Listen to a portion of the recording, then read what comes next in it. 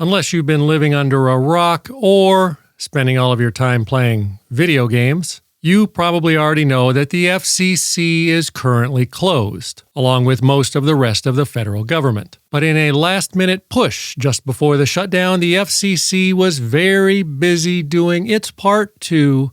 make America great again by shutting down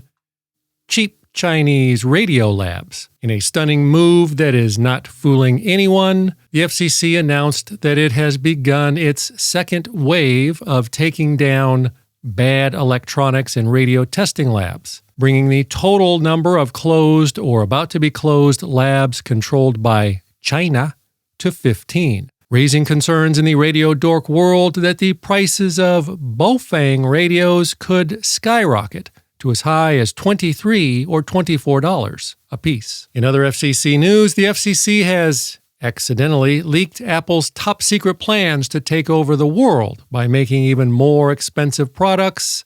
that nobody actually needs. As reported by the website MacRumors, the FCC publicly published new model numbers of its very popular laptops, iPads, a new Apple Vision Pro helmet, and technical specifications of the new iPhone 16e that Apple had requested that the FCC keep confidential. When asked for comment, the FCC replied with the following statement: "Sorry, but we're closed." And in perhaps what is the most disturbing bit of FCC bashing news, in yet another scheme to win over the hearts and minds of radio dorks across America, the FCC raided a licensed ham radio operator's home in Connecticut because the guy was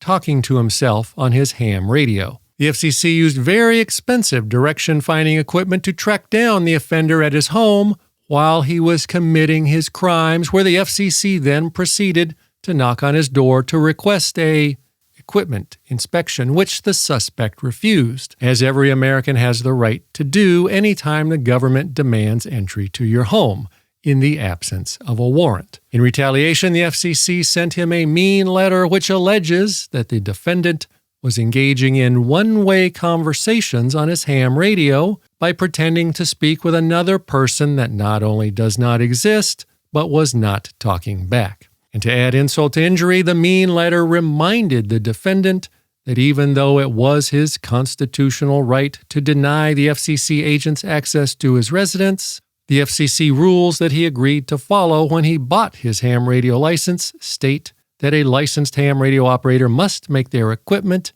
and equipment records available for inspection upon request. He now has 20 days to submit a written response to the FCC explaining these egregious rule violations, or he risks